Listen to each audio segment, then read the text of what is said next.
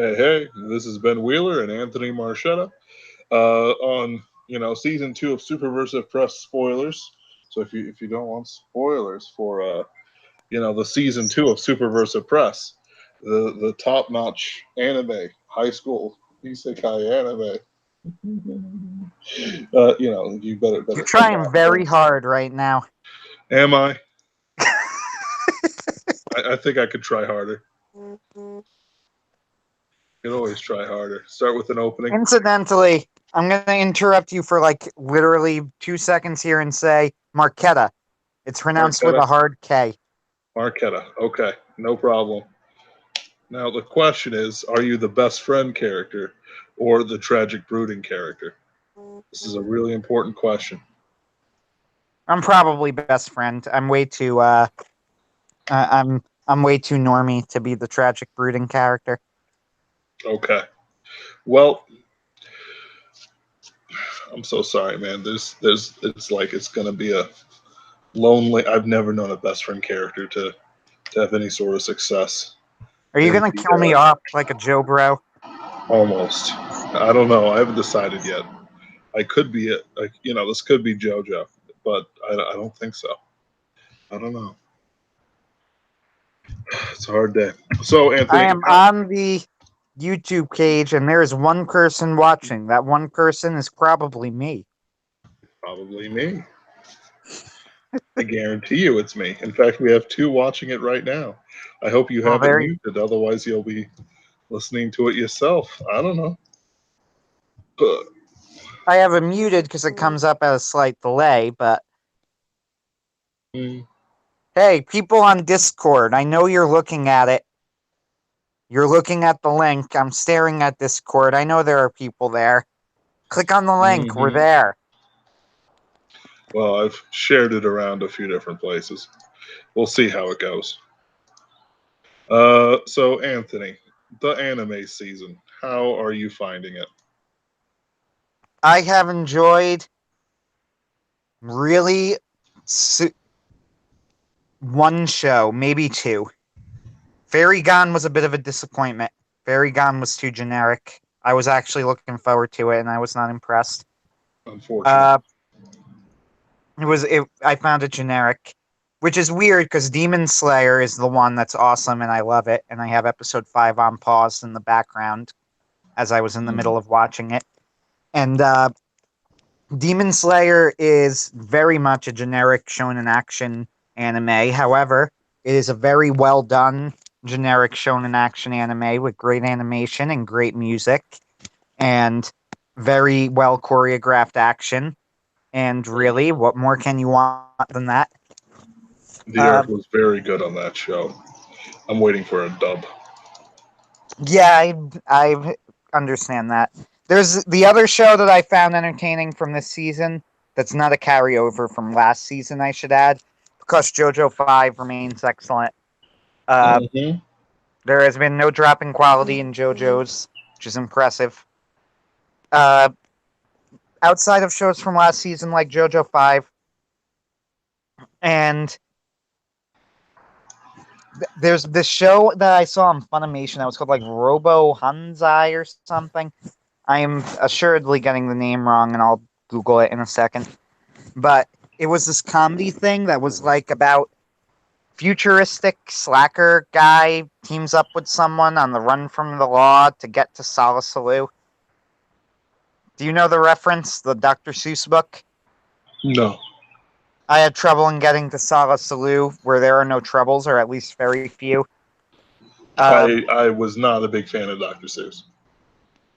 the point of the reference is he's trying to go to a place where they said it's perfect and everybody loves it and it's going to solve all of his problems. But actually, in the show, it's Hmm heavily implied it's really just a tourist trap, which is pretty Ah, funny.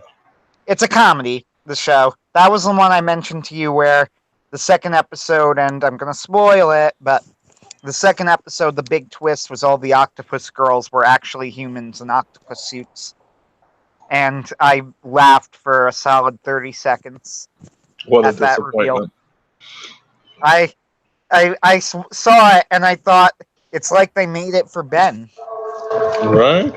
They designed the planet for Ben. They knew that people like him would be watching it. People who aren't satisfied with only two arms. Exactly. Anyway, It was pretty. That was pretty funny. I'm not gonna call it a masterpiece, but it was pretty funny. And otherwise, outside of that, Gone was kind of a disappointment. There was a show, Carol and Tuesday. Haven't been able to watch. It's not really my genre, but it is Shinichiro Watanabe. So hey, I'm mhm. sure it'll be quality. Though I didn't like Samurai Champloo, so who even knows?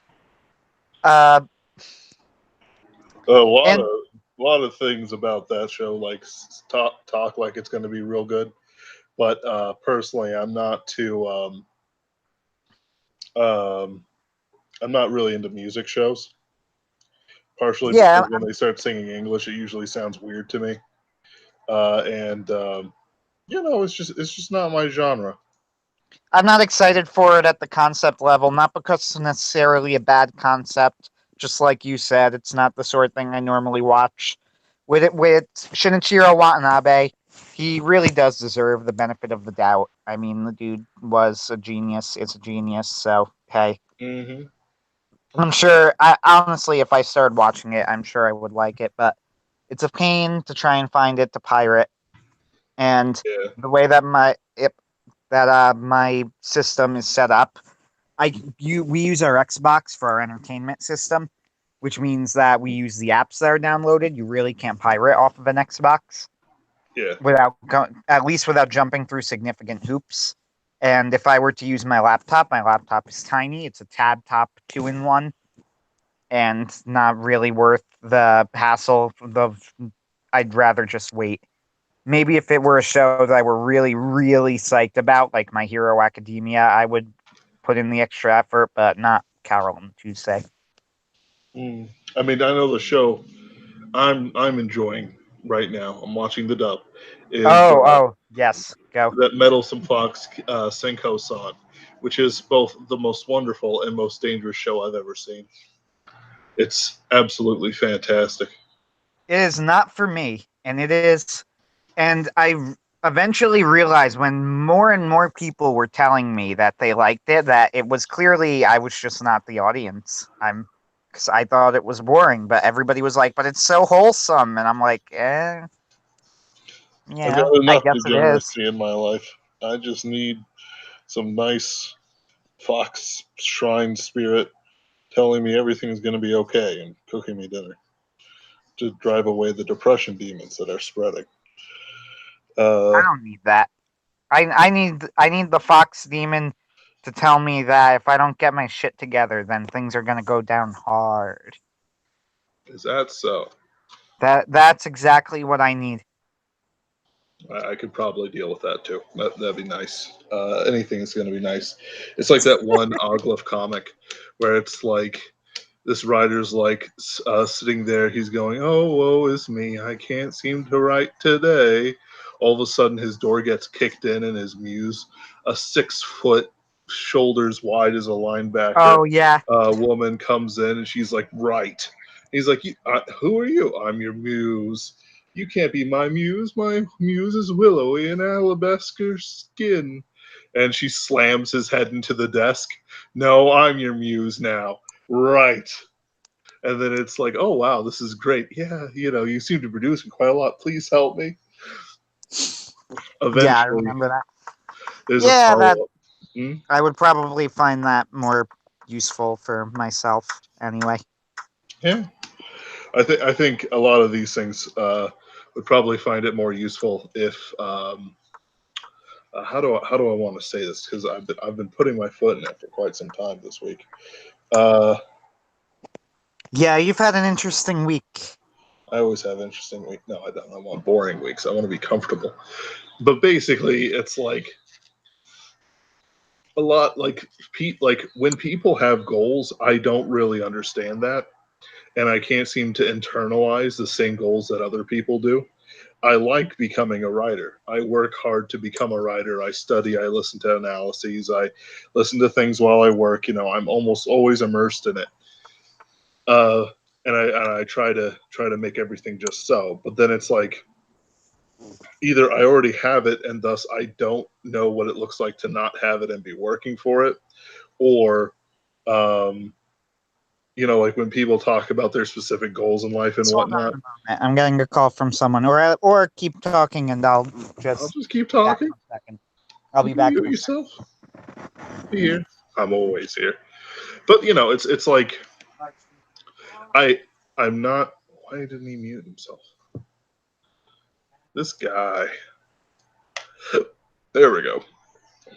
He it's not something I've been able to understand, and I don't know why. Maybe I've just not been hungry enough, which is weird because I'm starving myself, kind of, just fasting a bit. A little bit of fast, but that's neither here nor there. Anime. There's been a lot of good dubs out recently. Um, the Promised Neverland dub has been absolutely top tier. The JoJo's Bizarre Adventure dub has been top tier. Really, I don't really have any complaints about it. I'm about to watch the Mob Psycho 100 season 2 dub, and I'm going to try the Paragon dub. Maybe that'll be better. But if Anthony says that it is a poor season, I guess it's going to be a poor season. I don't know. I'm not gonna argue with him. Honestly, looking around, I don't have much that really interests me. I'm keeping half an eye on the British royal family just because that's fun. Um, with the whole Meghan thing, with supposed foster mothers and rampant whatever weird stuff that goes on. It's honestly more exciting than a lot of things. Honestly, not that not that I know anything about it. Uh, right now, hopefully, Superversive Press is going to go into a kind of season 2 mode in a bit. Things have changed, which I won't talk about all of them, but I'm hoping to do more videos on the channel over time and just sort of be more active in a good way. Try to make this thing work better. Honestly, it's an uphill battle um, that doesn't really provide much reward yet, but nothing. You can't just walk into something and expect to just be given um, everything on a plate.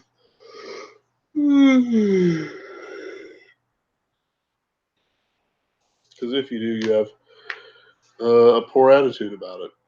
And it's like if I do the video stuff, Josh Young does X and Anthony does Y and all that jazz. It'll work out. Okay, Anthony, you're gonna have to unmute yourself. Come on, you can do it. You have to be the one to unmute yourself. It's a something lesson of power or something, like some sort of terrible anime thing where it's like, yes, resisting X is the way to get X. Come on, you can do it. I don't know. For some reason, I saw a message from him and I can't see it anymore. It's on the top, Anthony. There should be like a invite people, mute microphone, turn camera on.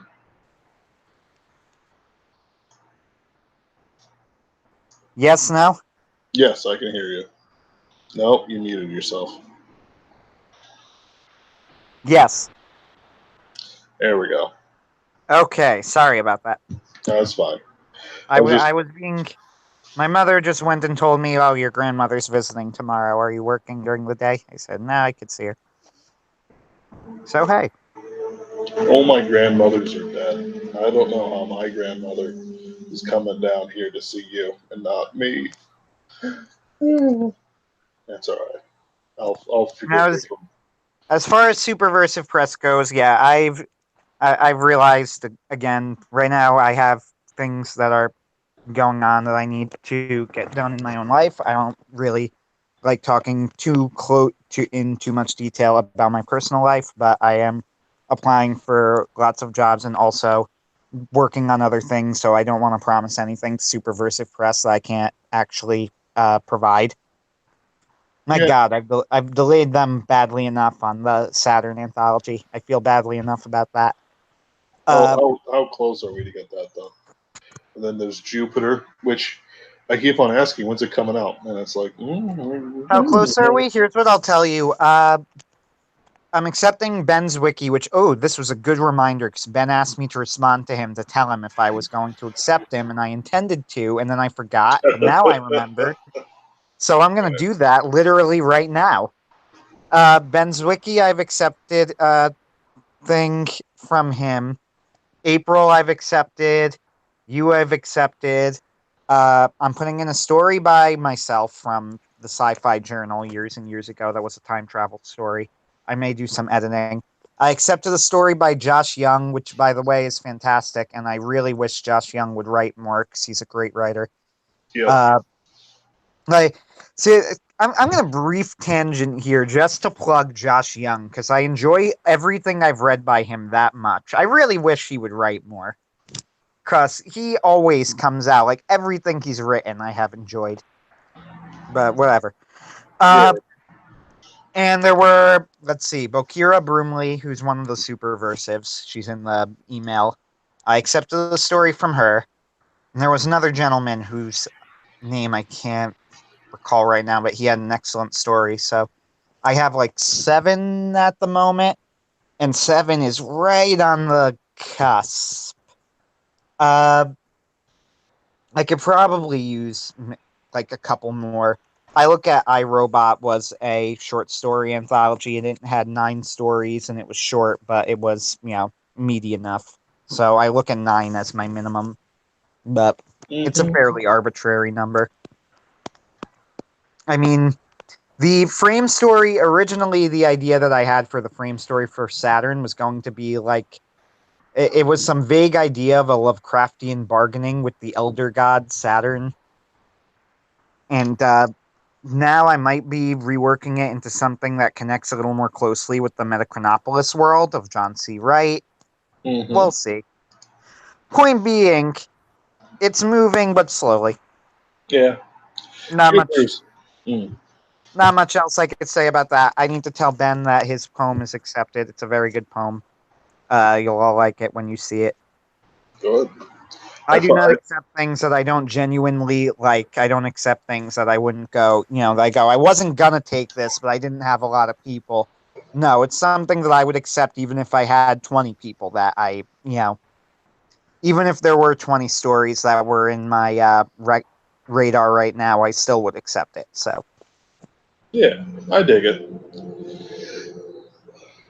I'm still waiting for things to go on. I've got about 12 to 13 stories in Soul that I could probably beat until they're ship shape. Um, but yeah, it's been a weird week. I'm tired. I'm still tired, and like sleeping into 8 o'clock is sleeping in for me. I wake up at 3 most days. Um, and so it's like I don't know. I can wake up as early as I need to wake up if ever needed. I just don't like to. Oh, I'm not a morning person, but like I can just I don't like the later part of the day is worse for me than the earlier part sometimes. But I can basically go on for days and days. But that's probably a side effect of youth, and I'm not the sort of person to have tons of energy, even on days when I'm healthy. Which reminds me, because I work at a gym, and then I'm going to work out at the gym afterwards. So I'll be there for like 9 hours. That's okay though. It's been I'm sort of like that's so we're moving on, I guess. I'm going to tell you, Anthony. I am really tired of these feisty baby boomers. It's unpleasant every time I have to interact with them. and it's like every time it's going to be, bam, bam, bam, bam. It's like I don't care. Stop dad talking someone behind their back, or blah, blah, blah, blah, blah, blah. And it's like I don't care what you think Yeah. about this. It's not about what you think; it's about what is.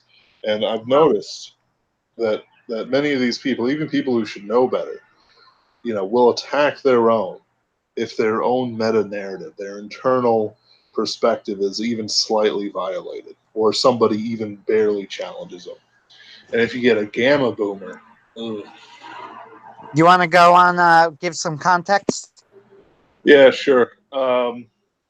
Basically, John De La Roz uh, got into a kerfluffle with some people who didn't like his dank memes, which is strange because he's got quite a few friends on Facebook, and so them suddenly taking offense for something that he's been doing for years and years doesn't make logical sense. And of course, they're like, "Oh, this is sacred!" All of a sudden, even though you know, I I don't do it. I think it was It was a 9/11 joke. yeah, I it was I an can 9/11 tell you joke. exactly what the joke was. It Was it was Thanos snapping his fingers? it was Bush who looked like Thanos, Oh, snaps his fingers, and you see the twin towers fading away. That was it. That was the meme. I In actually fact, missed the meme. that was it. It's kind of Yep, funny, actually. Uh, it, that is now pretty funny.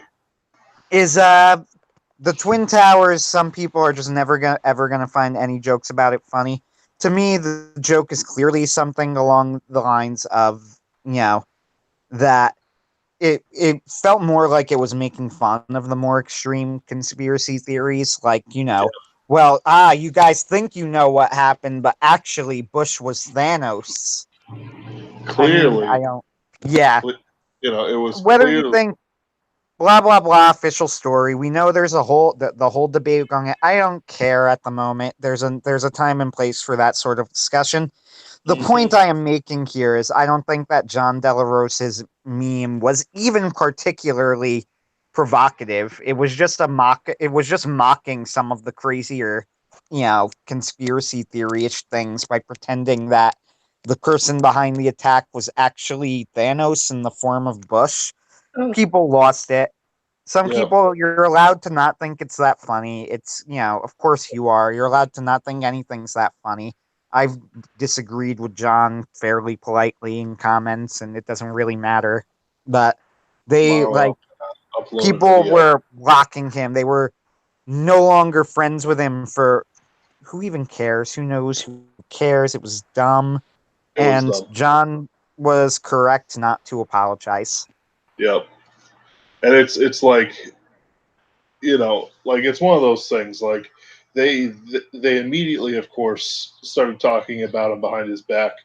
I caught Yeah. one of the threads, and I called them a bunch of pissy gammas, which is an accurate description of what they are. For Yes, and I should add I was involved with this, unfortunately, which he actually he he I liked the actually post. regret. He I liked the post, and they told him to f yes. off. Well, Um, someone said, don't think somebody who was responding to Ben. Here's the brief story on that. The guy who Ben responded to, Ben got annoyed because he was being a friggin' pussy. And Ben quite rightfully got annoyed, and I agreed with Ben, who said, you people are essentially, friggin' pussies. And I agree, and I liked the post. And the guy who responded to said, "Don't think I saw that. Fuck you too." And I didn't see that. And I said, "I would assume you saw that since it's public and visible. It wasn't a secret thing. Wasn't so doing it behind your back." And I'm like, so "So, are you so trying to get me to take sides? Because if so, I take John's side." you always don't want people to take sides like that, Yeah, because especially when. So, like, it's like, here's the is thing. that what you're doing Hold on, right now? Anthony, Do you Anthony, want me to take a Anthony, stand? stop, Because okay, stop. I stand with John. I dig it, but you've mentioned this don't talking over thing. I'm trying not to let you dominate the conversation, Anthony. You're Damn it, hurting Ben. me. You're breaking my heart, Anthony. I'm gonna go You're die right, of though. childhood I'm for sorry. some reason. Oh, Anyway, so So a whole bunch of things have come out of this. Um, Number one is that this person is not in any way related to us. We have no power over this person, and they don't have any power over us. And this person uh, proceeded to post up his private conversation with John De La Roz, including his name, to one of our groups. And he said, if you're going to slam me or spin that I told you you're alienating your friends and readership, you should at least be honest about it and not lie. If you make a horribly bad 9/11 post, then you should be yelled at for it. And when your friends tell you it's bad, you should listen and not push people away. Instead, he chose to shitpost and alienate people. I confronted him about it. I have the original conversation, so he can't really spin it. Now, just so you know, I'm friends with John De La Roz, and I see his posts quite often in my feed because I essentially only stay on Facebook for my friends and art. Uh, and so, in other words, John De La Roz is basically posts, oh, these guys, they're giving me a hard time for just a joke. What's wrong with these guys? That's not anything very interesting or special. I confronted him about it. I have but he's trying to shitpost with this, and it's really stupid because I have the original unedited conversations, which, since John also posted the conversations, aren't any different. Um, I'm not interested in a pissing contest. I just want to set the record straight. Full transparency is all I want. Truth wins. Sorry if it's not safe for work. I don't even care what the two of them said to each other. It's the usual posturing, and honestly, there's more blue than there is of white. So, in other words, it's more him than John. And I've got all this stuff here. You know what they're saying? It's a bunch of people just crapping on John for no reason. Some of these people don't even know him. And I come in, and this is the post you liked. You pissy gammas. Can you even see that post? You lost a rhetorical argument because you have that New York pride, and then you take it out on some dude who won't be there. Pathetic. I'd rather have 100 Johns than one of you because John will stick with a dude. You will backstab them in a second. Your little whittle feelings get hurt. Hey, go F yourself, Benjamin Wheeler. Does this offend you too, little Gamma? And then I made a school shooting joke. When the weird kid is absent from class, but you hear pumped up It kids was in the pretty funny, distance. actually. Yeah, then Skinner's like jumping out the window. And he's like, you're not endearing yourself to anyone and making JDA look worse. And I go, no balls, can only scream threats at people who aren't here. And then I basically said his morality was subjective and worthless with a meme, etc. Uh, and then I had the thing that says I'm enjoying it. Like it's one of those things. I just started memeing him, and then he goes, "Hey, Anthony Marchetta, yeah, I see what you did there. Same goes for you too." Uh, and then I go, "Gets you every time, doesn't it?" And it's when a BuzzFeed report turns out to be fake news. And then you said, "Well, you should notice it since my name's on the like and it's public and unhidden. I'll try not to cry myself to sleep at night," which is such a good line. John made a tasteless joke. Who cares? Move on. My father witnessed the tower's fall. He wouldn't drop one of his friends because he made a bad joke about it. It wasn't the joke. Also, F you. I'm tired of your crap. I cannot emphasize with the bottom of my heart that you want me to take sides. I side with John over you. I don't care what you think of me. Uh, and then I made a meme that says he looked like that one music teacher that told an African American to shut up about music because the guy liked Mozart, so on and so forth. And then somebody claimed I liked Fox Day, which I agreed with. Um, which is one of those things. It's like, ooh, I have sinned. I'm supporting a guy who is more or less friendly to everyone who's friendly to him. Uh, and more people have problems with him than he has of them. Oh no, what am I gonna do? And so then some things have happened, like in the side bit. I've had other authors who've been much closer to the Superversives than that guy was, basically come up and say "F you, kid," and then block me before I can respond. And then, unrelatedly, I also got into a fight with another feisty boomer Catholic who claimed he could prove a whole bunch of Mariology with a King James Bible. But then when I started questioning about him about it, he didn't like it. and then I called it just the usual propaganda, which I shouldn't have. I shouldn't have said propaganda. I should have said just the usual rhetoric. But I was wrong to say propaganda. But and then he said "F you, block," and it's like, okay, I'm making memes these days, just humbly farming my memes, because it's one of those things where it's like seeing these people how they interact with everything. It just drives me up a wall. I don't care about what you think about X or Y. Stop being cowardly about it. Like one guy said that John De La Rose did not have any friends, only bootlickers.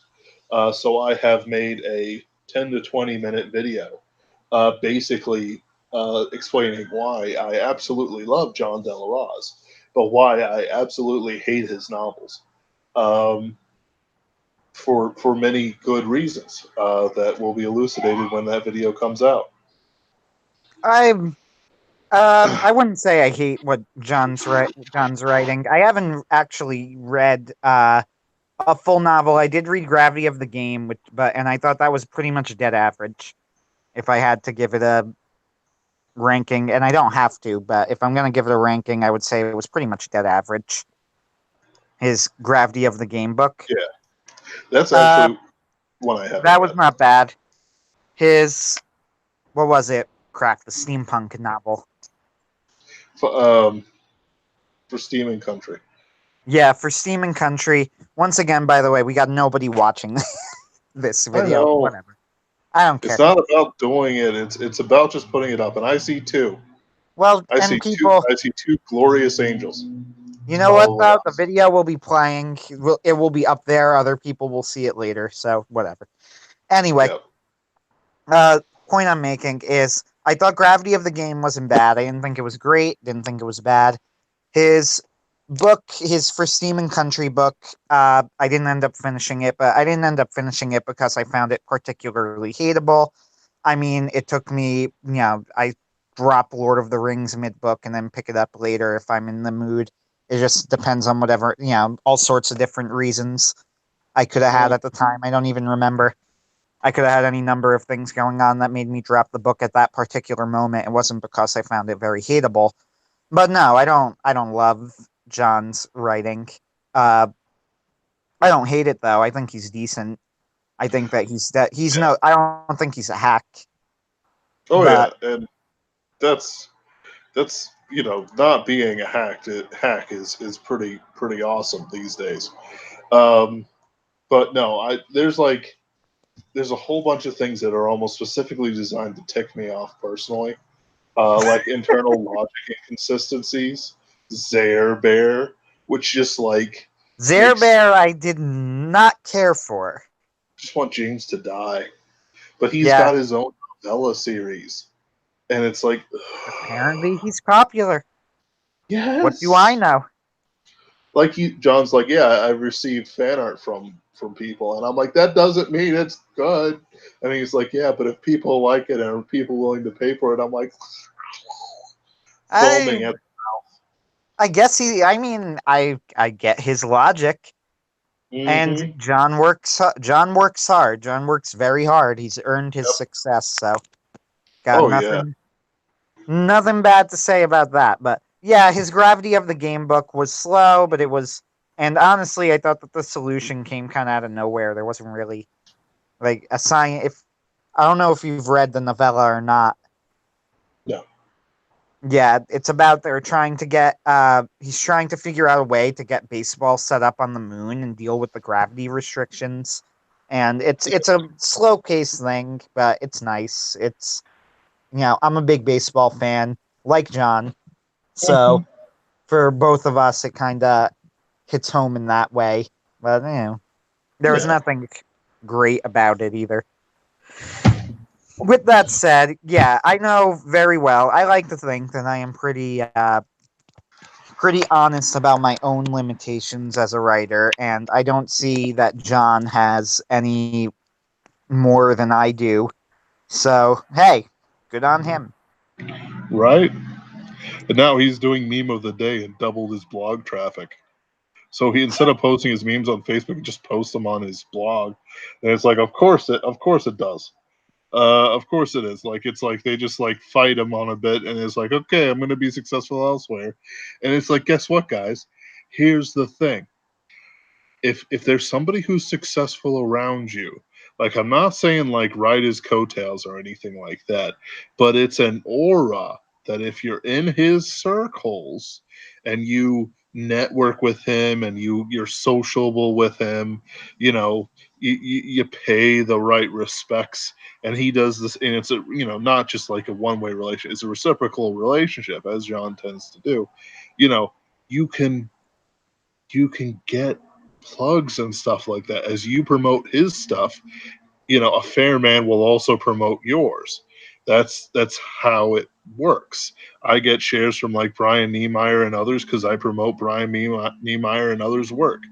You know, who are much more successful authors than I am. You know, it's just, and I'll just keep doing it. It's not about what I get. It's not about what I could potentially do. It's about how I know the system works.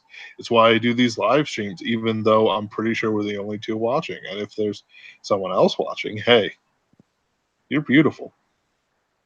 Don't want You anyone to tell really you that. are. You really are. Um, you know, so it doesn't matter. Is just, you just do what you need to do. You don't live a dramatic life. You don't like seek for reasons to be offended. Like I've got some very liberal people in my family, in my um you know, in my feeds and stuff like that. You know, sometimes I even post a meme making fun of them. Like I got this gay guy I used to work with at a restaurant. Sometimes I throw him a gay meme. It's hilarious because he's like, "Ben," and I'm like, "Jacob, you know it's true," and he's like, "Yeah, yeah, it is." And you know, I'm not talking really offensive stuff, but it's like, it's just, you know, the funny sort of meme stuff that you see out there. Random, it doesn't make sense. But the thing is, those people at my old restaurant, you know, a couple of them bought my book. A couple of them read the book. One or two of them actually enjoyed it.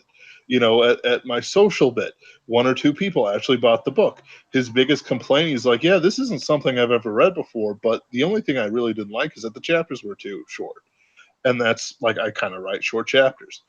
Um, you know, that's more of a style thing than anything else. But it's like, make the connections, be sociable. I've got my boss at the gym I'm working at reading Tears of Elfland right now. If I can get her to like it, she'll recommend it to her friends. You know what I mean, Anthony? Oh, It's like, it's like I'm not good at you know, the marketing thing, but if I can start building up a fan base or something, you know, hey, that's not bad. I'm fairly annoyed at my local library. I went to them with my sister, who is the co-editor of Tales of the Once and Future King. Hmm. And we went to the library to talk about doing like a signing there, and then we went to the county branch, and they said, "Oh, we don't do that." I go in, you know, a few weeks ago, and I see an ad for a book signing there, and I'm like, could just say, "Hey, we've never heard of you. You're with a small publisher." Like, you gotta hurt like that. Hmm. Just go, "Oh, we don't do book signings." Then I see the ad. That's that's what you're gonna do to me? Why not just say, well, you're an indie publisher and we've never really heard of you. I don't think we could justify it that way. Why lie? I don't get it. Yep. That's just mean. And It's a like, here's, mean thing to do. and like I've interviewed for a position that would basically make me author interview handler, like sort of just making sure the author's hydrated as he talks about his book. Like it's a thing libraries do. Maybe you needed to go to the central. I did go to the Central. You did. Yeah, that's what they told me. And then I saw the ad Huh. for the author. It was it was pretty douchey. Yeah, I'm hoping it's just somebody who like started soon because they've been doing a lot of hiring. I did not get one of their jobs. It was very unfortunate for me. I'd imagine that would be fun.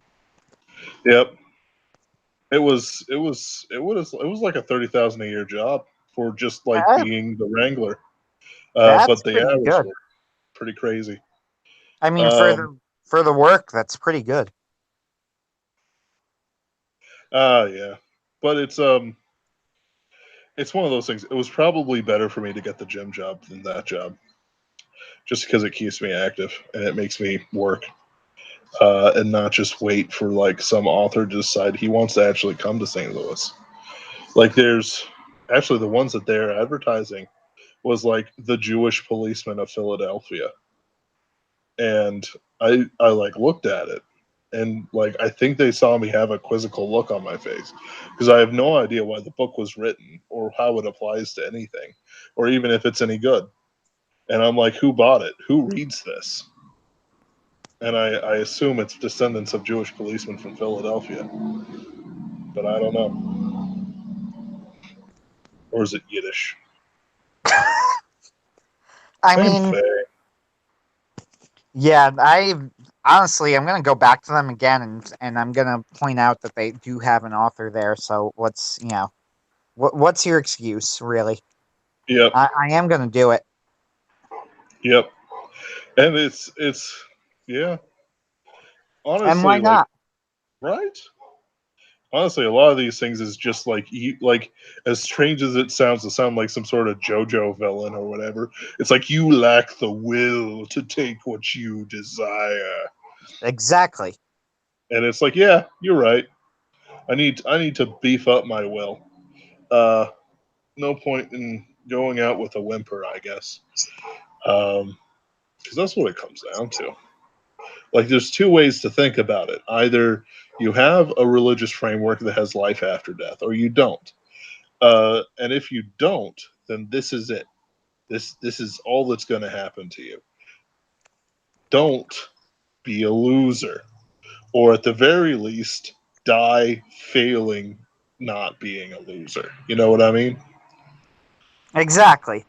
And if you have a life after death thing, that means that you have to work hard uh, to not necessarily make the line, but you have to work hard to have the good spirit of what you serve. For Christians, it's nothing we do, but because we believe and we love, we fight harder, stronger for those the good, the true, the beautiful. And it's or if it's reincarnation or whatever, it's like don't be too much of an asshole, otherwise you'll turn into a cricket or worse, a woman. Not even Or joking. That's true, Hinduism. but it's funny. Yeah. Wooly Ram says the Jewish policeman of Philadelphia sounds like a boring book for boring people. Yep, yep, It yep, pretty yep. much does, doesn't it? Now, I've actually heard of very interesting Jewish police officers, including some famous prohibition agents, one of whom had to set up this crazy thing to get a speakeasy because the guy knew he was a very rigorous Jew and he wouldn't eat ham. So he made the guy eat a ham sandwich, but his partner distracted the bartender long enough for him to slip out the ham and get him to escape and get the information they needed. Gripping stuff. That's pretty cool. Yep. What was the book that you linked the book in the Discord one day that was like the Diary of an Executioner or something? Yeah. Wait, what was that? Because that looked really interesting, actually. So I'll post it here because why not? Um, My experiences as an executioner by James Barry. Now this is a much more interesting book if you're into this sort of thing. Basically, it's this normal dude, solid dude, family man, and all that jazz, who's just an executioner, and he wrote about it. on request and to earn a little extra money. And he would get like $300 or something like that every execution. Um, and nice.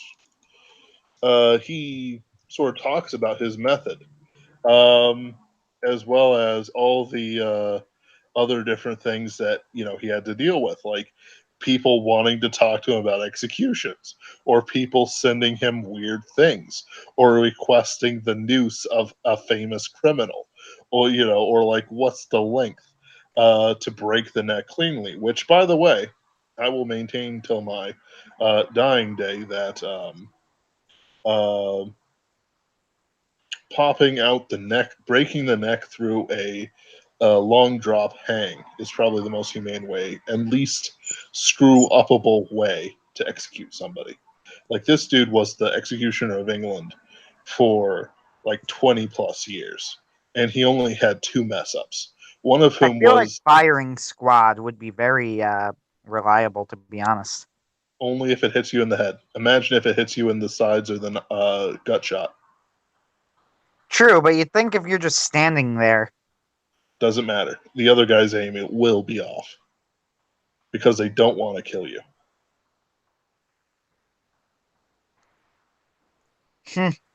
Well, I Like guess. I know it sounds weird, but like thinking about these things, and Wooly Rim's like, I need to chill off, and it's like, let's talk about executioners for a bit. I'm sorry, man, but basically, like his only two mistakes were a man who had a neck defect that basically meant his head popped off like a cork, and another, That's wild. yeah, right, right. He was, like a little bit heavier than they said he was, and so of course, like it's a like the noose is a scientific thing for him. So in other words, it's like 300 pounds, 6'2", thick neck, therefore 14 feet. Yeah, the forward of it was really interesting. So it was basically like a long defense of the guy where he's like, I'm telling you, he's a really nice guy. Right? Yeah. Like he took it really seriously. He said prayers for the deceased. He tried to get religious in there. He loved Hmm. his family. It's like he's not a bad guy. Right? He's not some scary Jack Kvetch sort of person. Zach Ketch. Um, Yeah, it was kind of weird.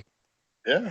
Though I assume that you wouldn't exactly want to hire a psychopath for the job, because then it's like, okay, when's he going to start turning it into a show or something else? There now, on a more entertaining sort of way. Not that this book is not a gripping read. Um, I actually almost want to find a physical copy, as weird as that would be. Uh, Just print it out. right, but like I like actually buying the books though. I know I can get them free. Like I have my favorite pulp magazine printed out, like the favorite issue.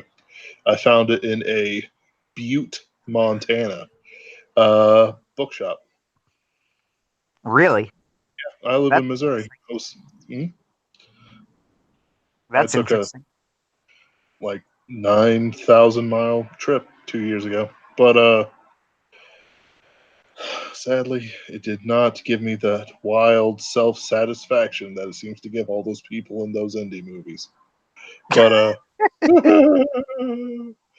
um, what was I talking? There's this manga which is about a family, four generations of French executioners, and uh, all their sort of details. Because of course, it's not like the English. The English guy is this nice dude in a pub and a humble suit.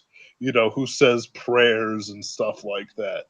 No, the French dude is this pretty boy who turns it into a show and sometimes forgets to sharpen his sword for the beheading or some nonsense. And the way his family got into it is that his great grandfather, because of course it was a familial position in France, instead of just like, the dude that they hired, um, basically was a soldier who got disgraced after he ran off with his deformed brother's wife, who, of course, his brother had turned evil after his crippling and was abusing her. And he, of course, fell in love with her, as these French stories go. So he's out a brother and out a love interest after lightning strikes the tree they were passing. Um, and so he's picked up by the executioner of Paris, uh, whose daughter seduces him with various things to sort of entrap him into her family and into the life of an executioner, which forces him to be dishonored and leaves him only with this life path ahead of him. Unless he wants to abandon everything he's ever lived for and ever loved, which he can't do. Uh, Very morbid story. I assume it's mostly fictionalized, but it was a fascinating read. Interesting. Yeah. I Let's see here. Woolly Ram, Jeanne d'Arc and Bastiat are the only two Frenchmen worth a damn. Only two French people. Yes, but Frenchman, you're right. Frederick Bastiat, who's he? Businessman. Hold on. I'm pulling up the. Economist. Advocate of. Okay, no. Progenitor of the Austrian school. You know what? Napoleon's worth a damn, I'd say. Yeah, he was an He's a interesting. he was interesting and brilliant. I don't think people realize they have this idea of like Napoleon lost, and also because there was this thing in America for a while where we tried to make French people look bad because I don't even know how that started, but We did Napoleon not like actually the was revolution. probably the greatest general ever outside of maybe Alexander the Great. I view him as the greatest general of the modern-ish era. Because Yeah. like a lot of like so because of how warfare changes, like I can't really judge Napoleon to Alexander because Napoleon had guns. And I'm sure Alexander would have been brilliant if he had guns, but I don't view it as the same thing. Well, yeah, wars change a lot. With that said, though, Yeah. yeah, no, Napoleon was uh way more, I think, intelligent and competent than we realize. Oh Like yeah. I remember I knew someone who said that Napoleon probably would have been able to take Russia if his own underlings hadn't messed up. And from Yeah. what I know of Napoleon, I could probably believe that. I need to get Richard Fox on this stream sometime because he's actually a scholar, amateur scholar of that stuff. That Um, said, Joan of Arc was pretty amazing. So hey, Napoleon ushered in modernism doesn't get on the list. I blame Voltaire. there's so Napoleon. many people you could blame. Napoleon deserves some of that credit, though. I will say. With that said, Napoleon was pretty amazing. So hey. How did he bring in modernism? He was he made himself king and made his like brother king and stuff like that. Um, I think it had to do more with the fact that he just went around conquering everybody and crushing them, and it caused all sorts of social and political changes all around Europe. He forced all of that to move Yeah, but forward at a much faster rate. too. I don't What? know. To me, that's like normal behavior. Like it's not strange behavior. He was basically the Hitler of his day. Like I don't know. I can't morally judge him for being typical Eh, of I don't know. the people next to him. Like to me, I blame the French Revolution.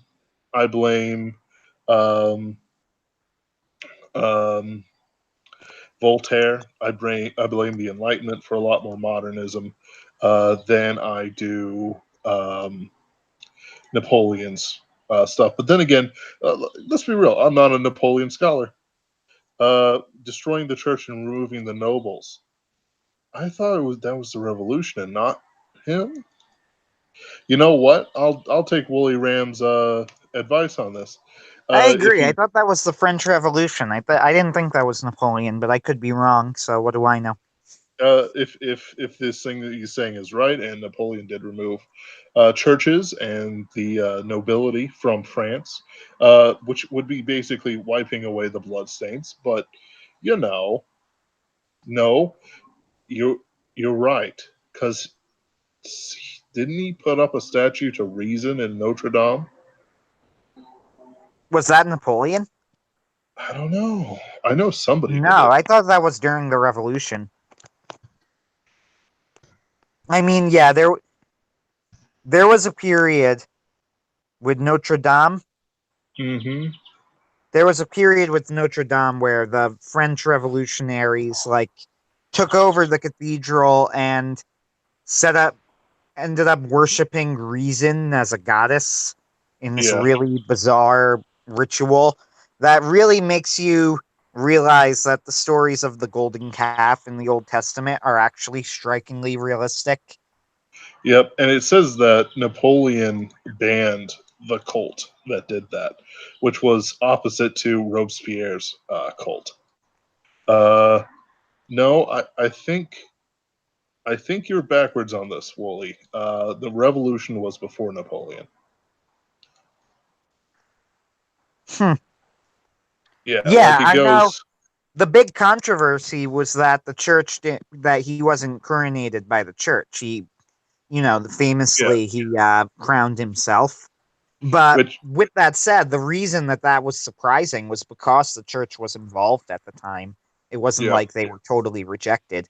And I believe he was crowned in Notre Dame, which is something. and also But France. again, I'm not a Napoleon scholar, so what do I know? But then, I am more up on my medieval stuff. France has always had an antagonistic and love hate relationship with the Pope and the Catholic Church. He might have just been, flexing on them That's to make sure they keep him out. probably what I would think. Because Although they presumably had this, the dramatic idea of it is that he grabbed the crown from the Pope's hands, and that's almost certainly not what happened. They probably had all of this known well in advance, but it was certainly a power move. I mean, hmm obviously a power move. oh yeah, and it's like you just had to do it that back then. I mean, Philip Augustus might have killed one of the popes. Um, like he was king of France, 1100 something, 1200 something. Like there was the anti-pope set up in Avignon. Uh, that doesn't sound right, but it started with an A. And they did that for a while. Like it's one of those things. France eventually they became Catholic during the Reformation. Then they had the excesses of the Louis. Then they had the Revolution. After our revolution bankrupted them, and then we had Napoleon, who came in sort of afterwards, after all the weird Jacobin stuff. Um, let me see here.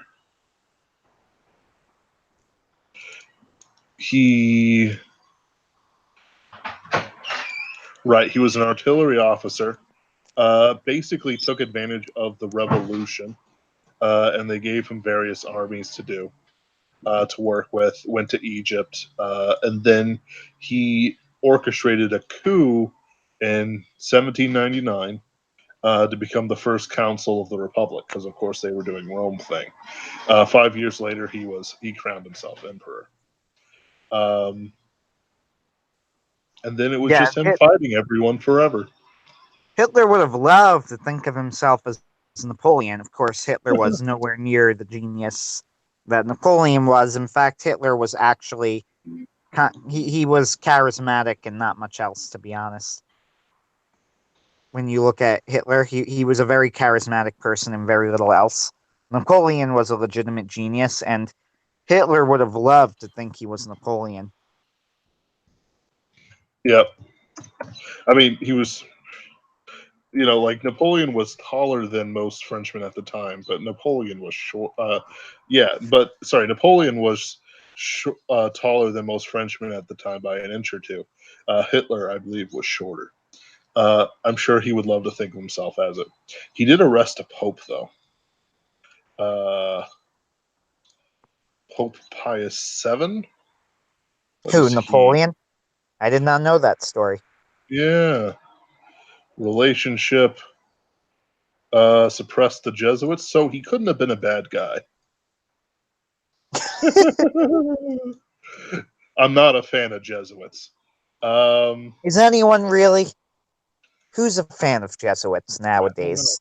I don't know, but people seem to get like they'll be like, yeah, Jesuits bad, but then it's like, I knew one guy who his brother was an exorcist, uh, and he almost became a priest, but they discovered that he was very hard line on the gay question, and then started to quash him, so he left the church.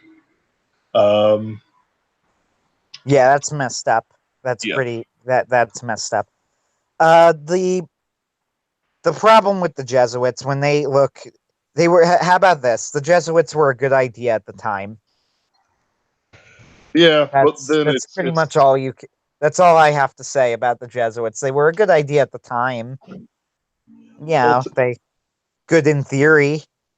sure. Uh, so I don't know. To me, there's a whole because I'm not a Catholic man. There's a whole lot of like corruption that I don't have any desire to defend or to even like look over or blink at. Um, it's like Oh, I'm not defending the no, Je- no, no, what no. what I'm But talking about is when they were originally created. The original saint, Ignatius of something, Ignatius of Loyola, maybe. I might be wrong. I think that was it. He actually is a great saint.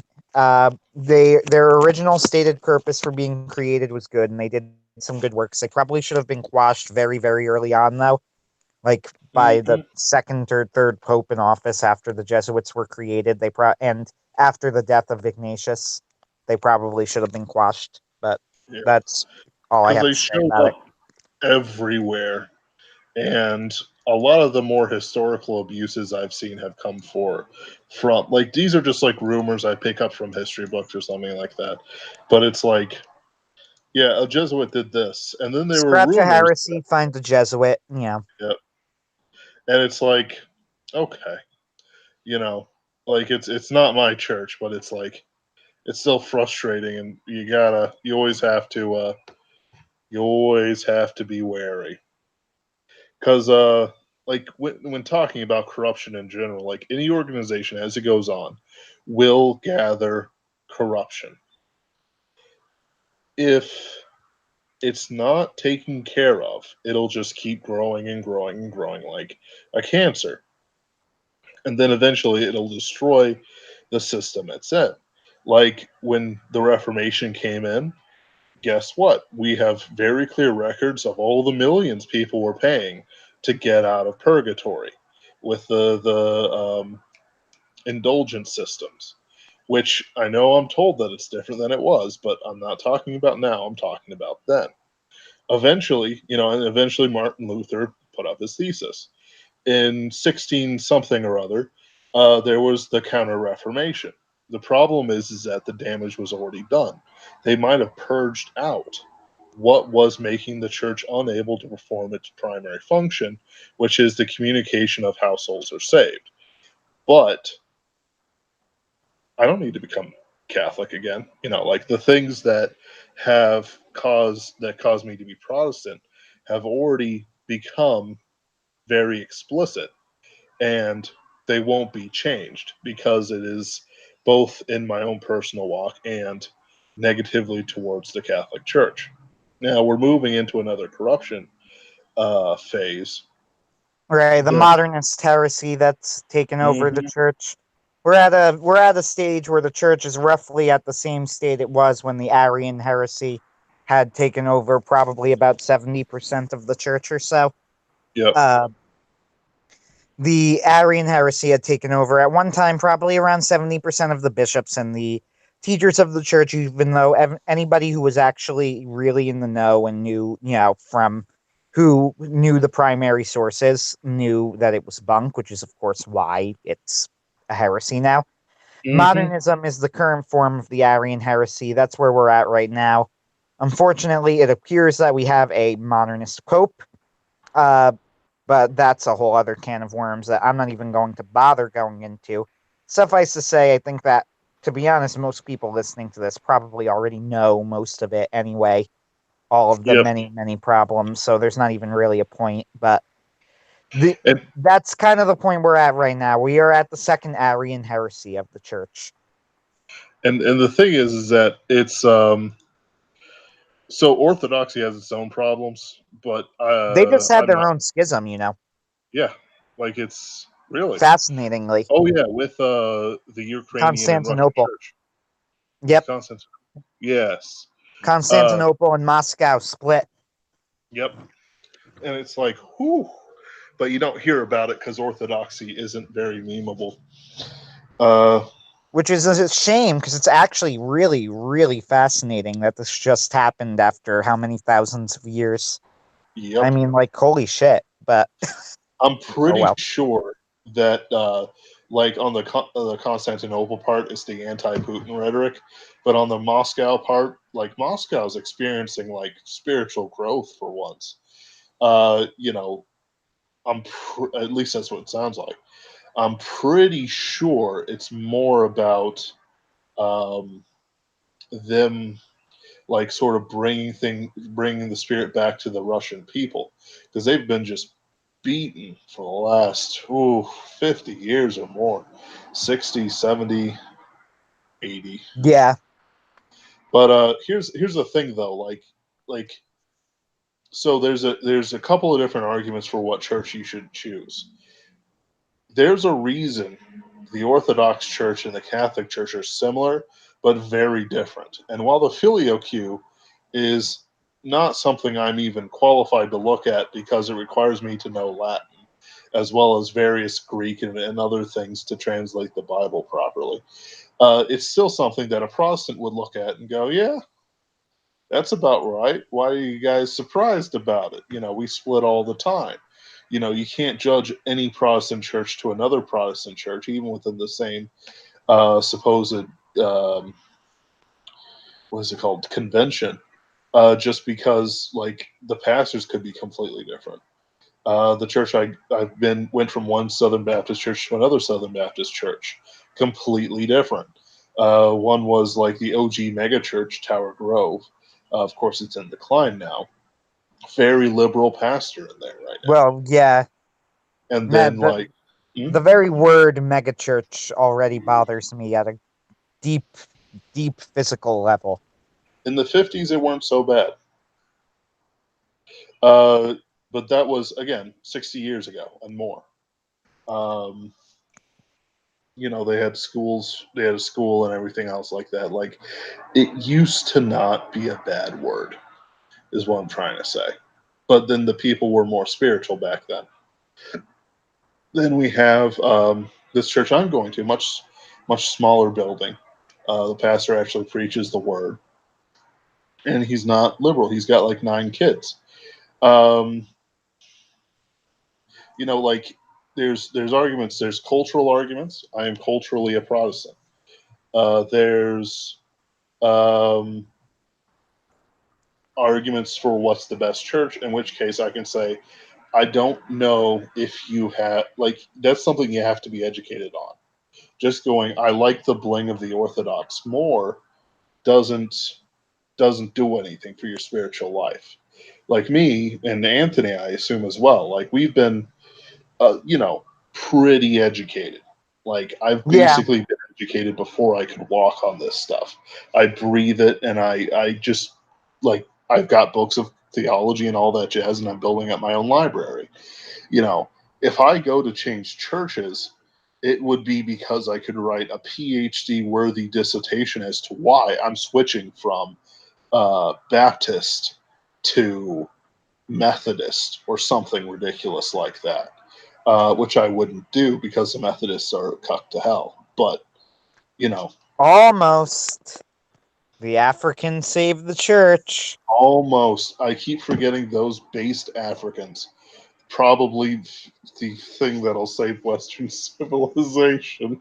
I'm not even lying. I read that story originally, and like a tear came to my eye when I was reading what the spokesman was saying for the Yep. African churches. I'm like, this man, this is a friggin' legend right here. And it was really beautiful. It was a beautiful thing to read. Basically, him just going, I want to make it all clear to you liberal elites. How about you can all, in as many words, you cocky white liberal elites who think that you know better than everyone else, go screw yourselves. Unlike, they literally almost said word for word, like, unlike you, we are not here for the money. We're here for Jesus Christ. And if you think that you have something that you can learn from us, we'll be here ready to welcome you. And I was like, oh, that was the most beautiful thing. It was amazing. Oh, that really did. That made like my entire week that week when I read that story. Oh yeah, and it's heartening. We had a church member who went out to Africa for Rwanda for a little, or Uganda, can't remember. He basically went there, brought a lot of donations, bought a lot of food for the orphans, and then like basically preached to thousands of men, but mostly women, about how like sexual assault doesn't ruin you in the eyes of God. And then all of a sudden, like all the orphans, or some of them, like there's never going to be an end of orphans in Africa, were adopted by a lot of these, women and their families, so that they would have a family. So it's like, yeah, things happen, things are working. With luck, Aslan is on the move, but sadly, not here yet. Not Uh, America. Yeah. but we have a ways to go before the situations are right for that. Um, also, I recommend kind of, if people are looking, if they're new, depending on how new a Christian they are, like I always recommend people just kind of go to a Baptist service, because a normal Baptist church will be like the plainest that you can imagine, like song announcements, song offerings, song, scripture and service and all that jazz. Preaching, song, leave. Like it's maybe you'll come on one of the times they do communion or have a baptism or something like that. Like it's plain Jane. You're not going to get anything crazy out of it. And a lot of theology is just sola scriptura. If you want, Well, uh, yeah, I'm a Catholic, so if you're looking into Christianity for the first time, all I'm going to say to you is I recommend reading C.S. Lewis's Mere Christianity. It's the best oh popular yeah, apologetic on the oh subject yeah, ever written by a mile.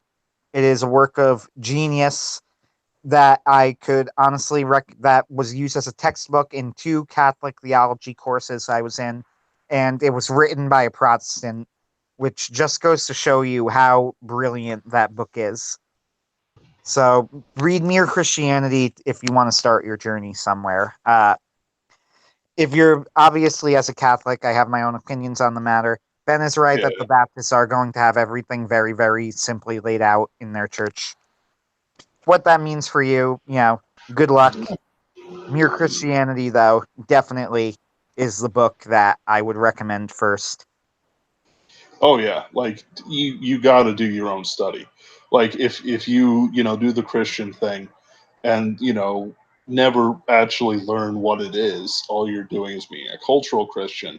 and then any corruption that you have will just hit you harder and harder and harder until you turn out like the Lutherans or the Methodists, who I'm pretty sure that if there's like John Wesley and the Wesley brothers who started the Methodists, if they knew even a fourth, a tenth, a hundredth of what went on in their churches right now, they would rise from the grave, and I'm sure they do, and then just literally start breathing fire on everyone. It would be absolutely impressive. Uh, but it's you know, it's one of those things. Let's see, what did he say? He says that he already read Mere Christianity. I'm at the Mere stage and examining the various rooms. Okay. Well, the important thing is Christ. I can't tell you much about Israel. Yeah, you mentioned that you're in Israel. I really can't tell you much then about where to go there. Yeah. I don't have a lot I could offer you. Obviously, as a good little Sunday schooled Catholic, I do and hope you end up becoming Catholic one day, but I'm not. I know the state that the church is in right now, so I'm not going to hold out any illusions that you're going to go somewhere that's not going to be infected by the horrific modernist rot that is destroying the church right now. So, uh, outside of that, there's not a whole lot I could tell you, except I'm glad you read Mere Christianity. Mm-hmm. Keep up with your G.K. Chesterton. I need to read more G.K. Chesterton. G.K. But I. Chesterton, if you want to feel stupid, if you really want to understand that you understand nothing, the whole Socrates thing, read Mm-hmm. G.K. Chesterton, and he will say so many things that are so counter to just the modern narrative that sounds so obvious when he says it, and then you can't explain it later either because you sound dumb. But when G.K. Chesterton says it, it's duh. How did I not realize that? Right, and he has such wit and grace, uh, He and humor. honestly, as much as C.S. Lewis is my favorite author, I would say probably G.K. Chesterton, however, as much as I almost hate to admit it, he's probably even a better essayist than Lewis is. And I love C.S. Lewis, so that's a high, high compliment. They're different. C.S. Lewis is better. He can explain very complex topics in ways that are very easy to understand for the average person. G.K. Mm-hmm. Chesterton is more poetic, and G.K. Chesterton is more about saying things in ways or saying things that you'd never expect or in ways that you'd never considered and looking at them from new angles and things. And they're not quite the same, but there's definitely a similarity there. Yep. And it's unfortunate that there isn't really a lot of sort of Protestant writers who I think of the same caliber. But if you want more Lewis. philosophy, excuse me, you're right. He's so high church though that I mistakenly thought of him like so. So like a bit of background about me. I am like the absolutely lowest of low church possible, which means that like if there's like I don't even like them Oh, putting we're up a regular odd couple. right. So like I don't even like it when they put up those banners with like God's love gets everyone or something like that, which Well, to is be fair, I don't like that either because that's right. ridiculous. Like it's like I went to Mackinac Island during my long trip, and like I saw the Catholic Church, which is beautiful, beautiful place. But then I saw like the so sometime we need to do a stream on brutalism together because we can talk about that. But like everything in the Protestant church was beautiful white, clean lines. It was just the architecture, and all the architecture was geometrically on point. Like it was, I'm certain the architect must have done very precise calculations to get every proportion just right, so that it was a pleasing experience to go in there. No statuary or distractions from Yeah, it. It was just like focused on the pulpit and the baptismal behind it, which is the usual Protestant thing. Um, it's one of those things that it was nice, it was pleasant. Um, See, but I'm the I really am like the opposite. Although it's weird because I go to like almost a small wooden church is my main church, and I actually really like my main church, even though it's tiny and dying, and there's a whole story there. But it's like a small wooden church. But I love cathedrals, and I love big fancy churches. And I wanted to go to a divine. I mentioned to you earlier to a mhm. divine liturgy this morning. For those who don't know, if you're Orthodox or Eastern Catholic, and in my case, it was Eastern Catholic, uh, the divine liturgy is the liturgy of the Eastern Catholic and Orthodox and Eastern Orthodox churches, specifically Byzantine Catholic in this case, and they use lots of incense, lots of icons, which rubs a lot of Protestants the wrong way. Some Protestants not, some Protestants it rubs very wrong, but they use lots and lots of icons, lots and lots of incense, and they're very, very florid, very they sing everything. I think it is a beautiful, beautiful liturgy. I think it's a very reverent liturgy. And to be honest with you, if I would probably be going to the Divine Liturgy more if it were A, located in a slightly better neighborhood, and B, if I just wasn't Roman. And that's something that's kind of hard to explain if you're not Catholic. This is a whole yeah. I'm reading the live chat right now, and I have to say I did laugh, Right. man. I did laugh at your comment, Ben. But anyway, uh, it's one thing that's hard to explain if you're not a Catholic, but the short version of it is that you're supposed to try and cultivate a love for your own right. And I go to a Novus Ordo church, which is the new mass that was added in Vatican II, and all of the problems that arose from that. I know, right? But but I have an Orthodox priest, and it is a reverend service, and he does absolutely nothing. And I like my priest very much. He's a good man, and I have nothing to complain about with the look of the church or anything else.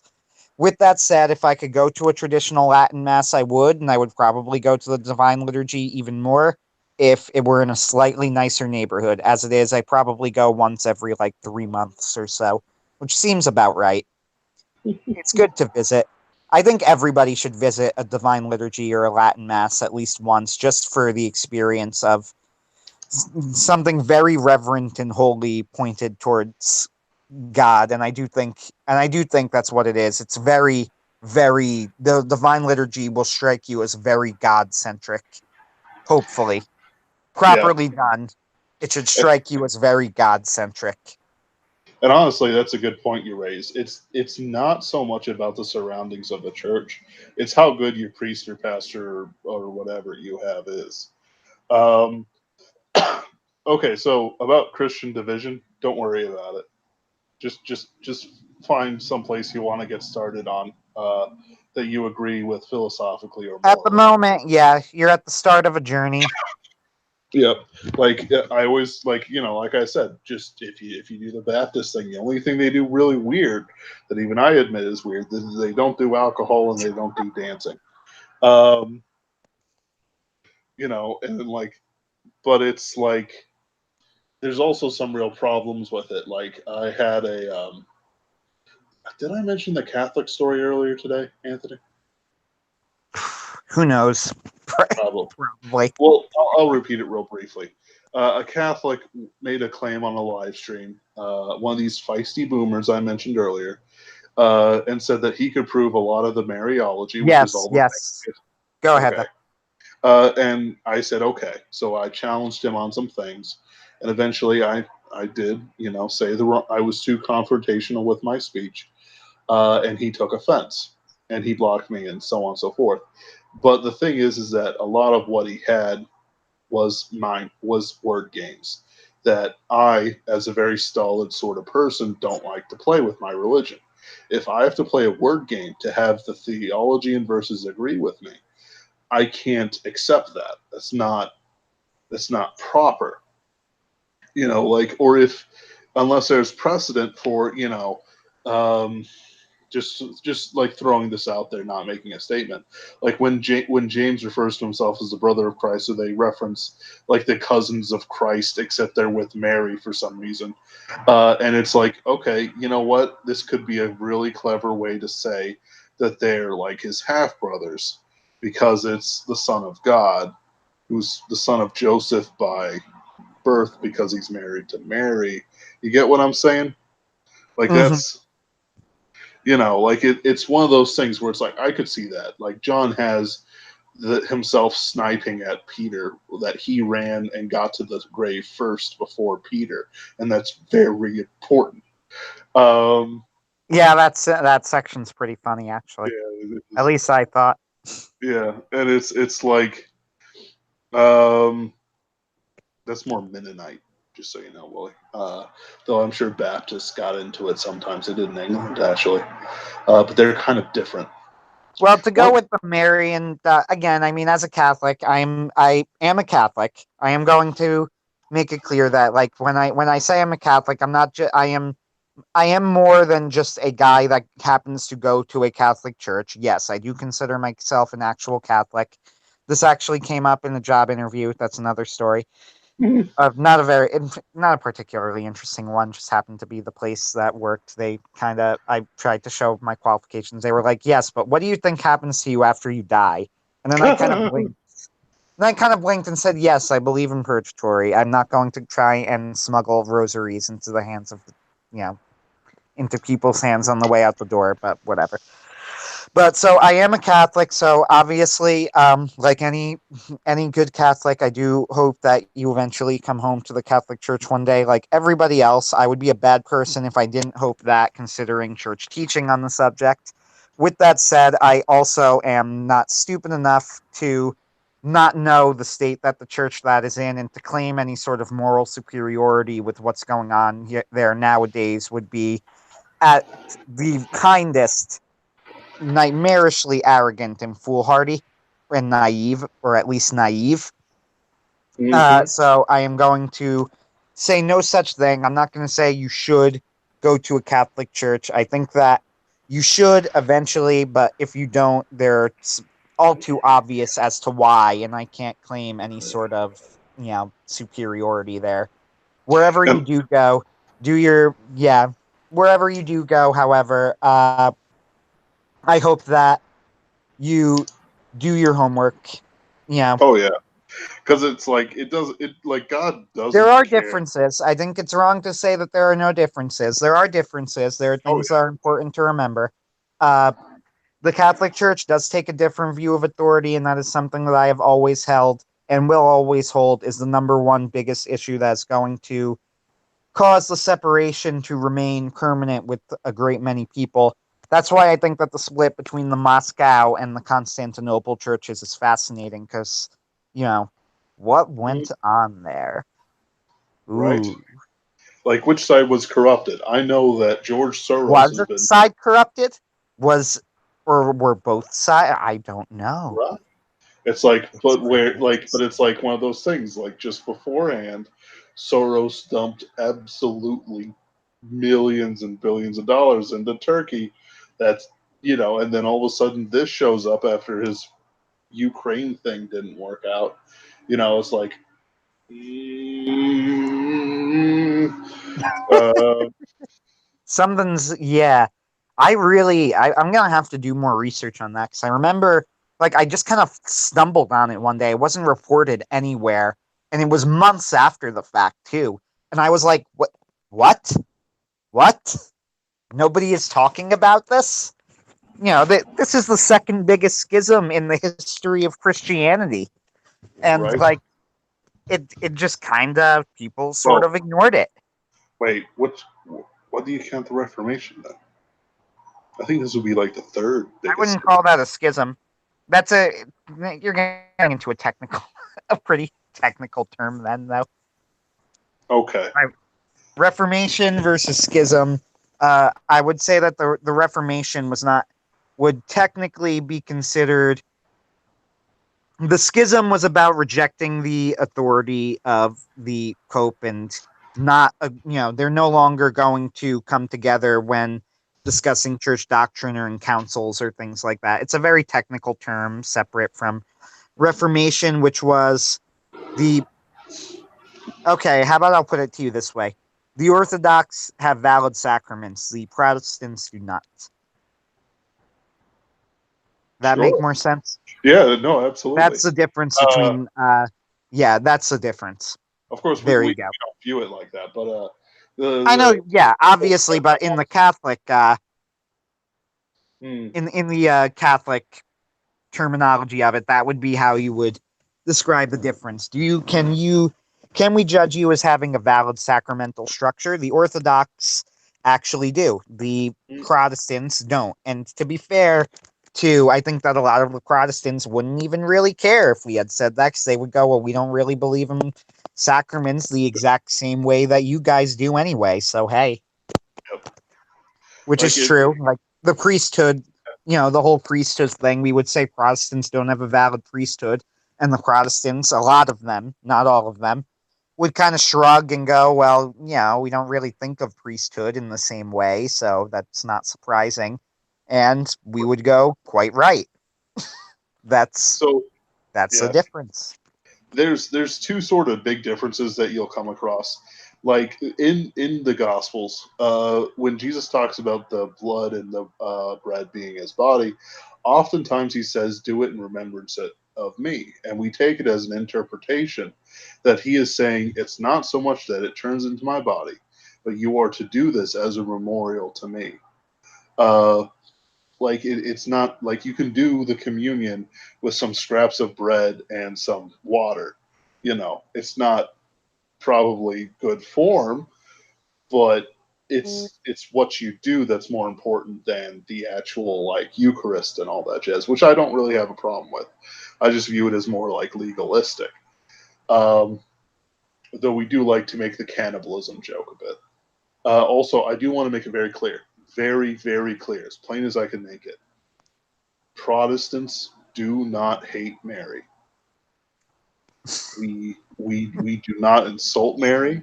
We I do not know I'm laughing, and I guess I probably shouldn't be, but after the whole conversation this whole week, I do find it kind of comical that it keeps coming up. So we don't have sac. Well, Oh, why don't you? Well, let me pause for a moment and say, how about we just teach a class on like only this subject, seriously? Because because that is such a. Oh man, I really it's a don't loaded even know where to question. start with that question. Yeah, that's I don't so. think you realize how complex of a question you just asked. So the Yeah, question is why Protestants don't have sacraments. First off, you're just bound to start an argument because at least many, if not all, Protestants will say, well, we do have sacraments, and we will say, well, we don't count them as sacraments. And then you're getting dangerously close to how insulting that you don't count them as sacraments. And then besides all of that, the why of it is such a complex thing. right. Ugh, Like it's like I don't know where to start with that answer. Okay. How so. about Ben? I Now can I that we're can apparently on a I'm sorry, I know I'm interrupting you again, and I promise not to do that. So let me make this very quick. Now that we're apparently on a how to convert somebody to Christianity thing, and we're trying to convert while not convert someone to our respective denominations, but while we're trying not to do that, while also sort of trying to do that, how about you give the Protestant answer to why you don't have sacraments, and then I'll give the Catholic answer. So the answer is we do have sacraments, except it's not acceptable by the Catholic Church. It's not blessed by a priest or kept in a golden cup or anything like that. Usually they're crackers of some kind, and it's usually grape juice because we're good Baptist boys and would never touch alcohol. Um, it's I'm not even joking about that. Yeah, I know. Uh, Funny, but so the thing is that we quote unquote don't have sacraments, but the actual answer is we don't accept the authority of the Pope and his ministers. There's this funny thing called the defenestration of Prague, where we threw two of those guys out a window to their deaths. over what essentially was a trade and power dispute. They were trying to flex on us, and we did not take it well.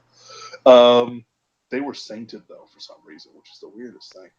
Uh, so we don't worry about that. We know that fundamentally, the thief on the cross received no sacraments.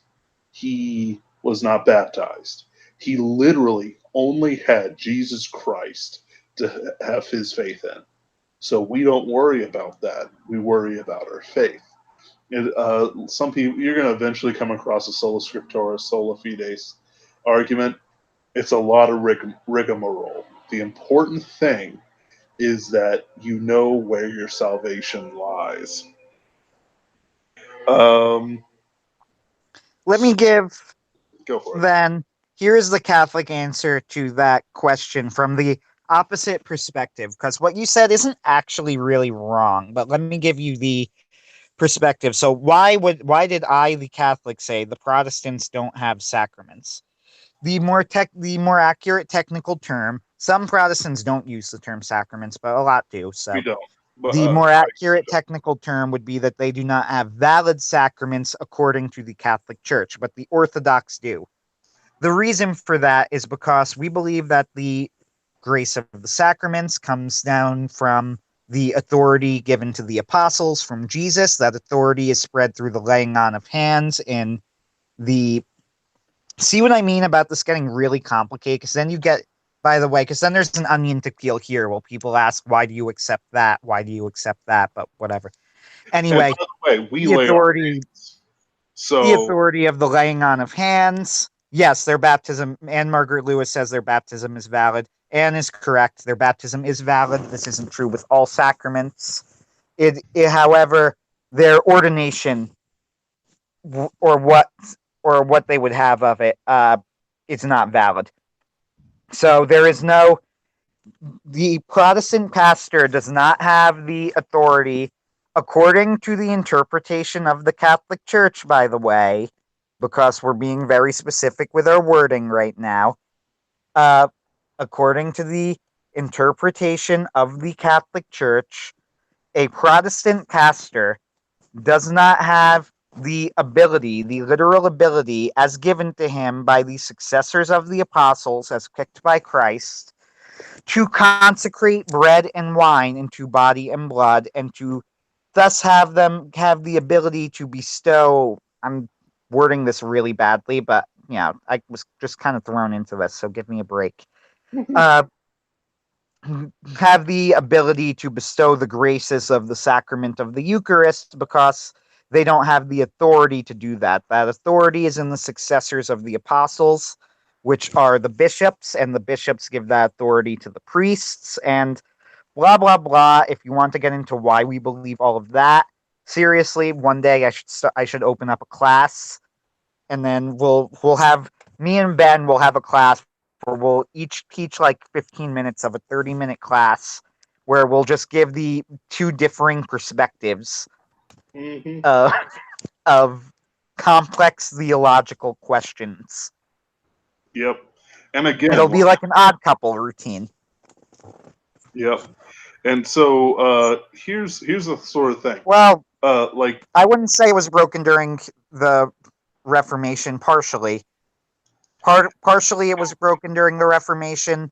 There was also the Anglicans, which are only sort of kind of Protestants. They are Protestants, but you know what I mean. it's the only difference really is the Pope thing. Also, there's the fact that there was that a bunch of like Pope fights in the 1300s where it got Yeah, weird. Like one dude said, "Okay, I can do whatever I want, right? Yeah, so I want to quit." Celestine. Okay, so Celestine the yeah, Fifth. yep, That's how Benedict justified his resignation. yep. And it's like it's one of those things. It just gets weird. It's so complicated. I can't understand it.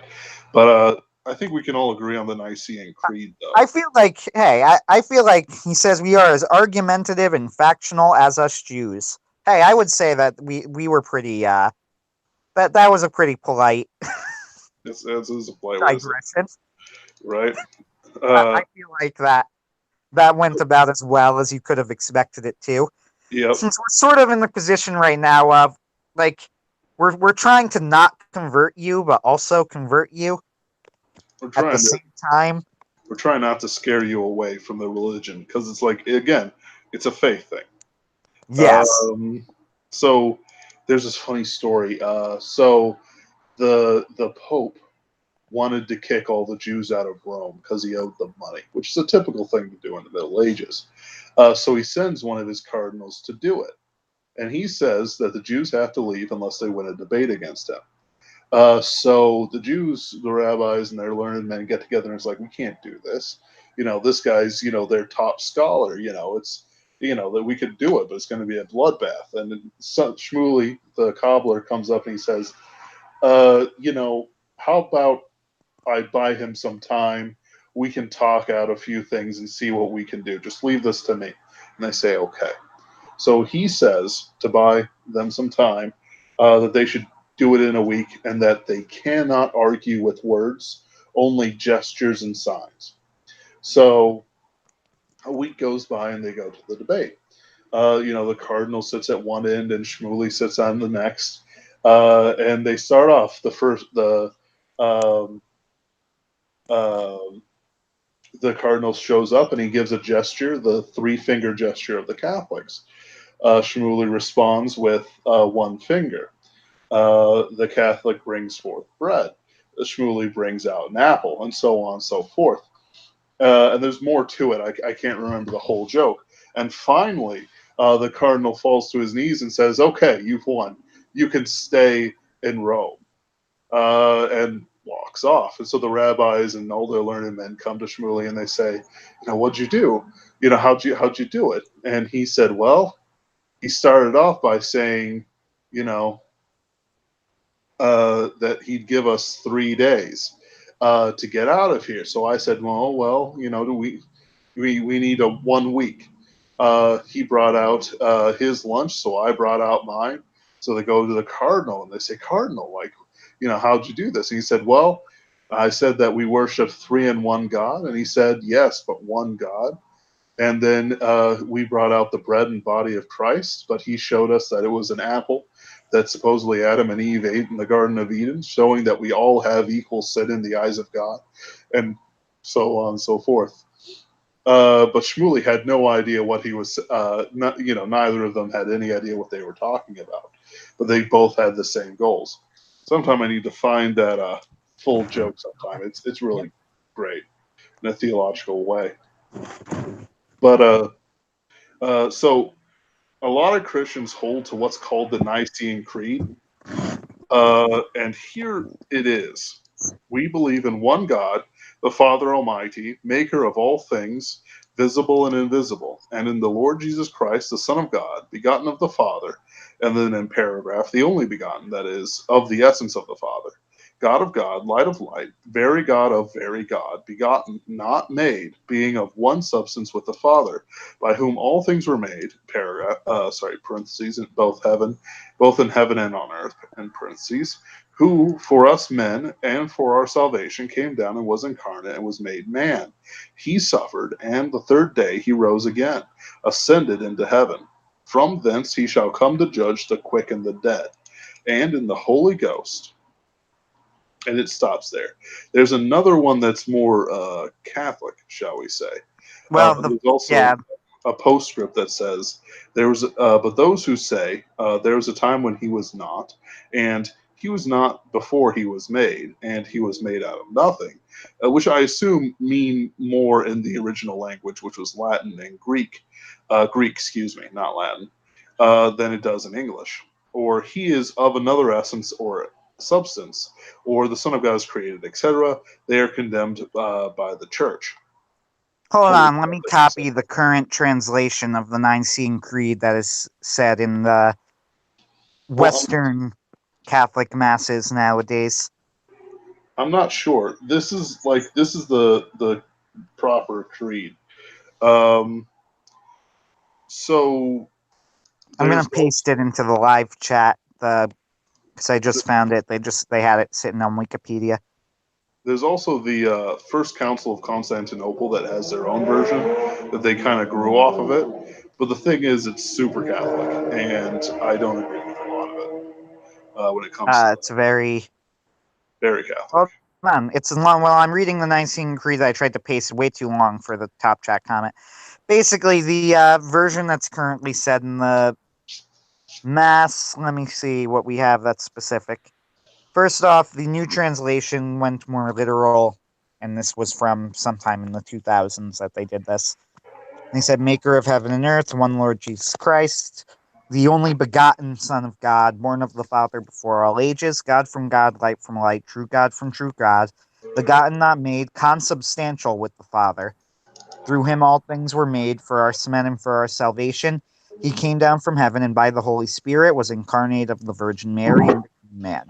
For our sake he was crucified under Pontius Pilate. He suffered death and was buried, and rose again the third day in accordance with the Scriptures. He ascended into heaven and is seated at the right hand of the Father. He will come again in glory to judge the living and the dead, and his kingdom will have no end. I believe in the Holy Spirit, the Lord, the giver of life, who proceeds from the Father and the Son, who with the Father and the Son is adored and glorified, who has spoken through the prophets. I believe in one holy Catholic and Apostolic Church, which, by the way, is I thought was actually a common phrase in every version, even the Protestant versions of the Creed, but what do I know? I confess one baptism for the forgiveness of sins, and I look forward to the resurrection of the dead and the life of the world to come.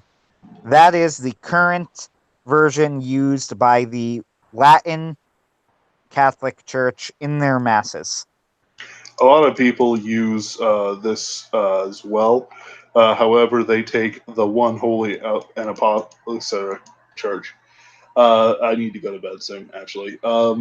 To mean like the Church of the Believers in Yes, the that's what I generic sense. understood it as.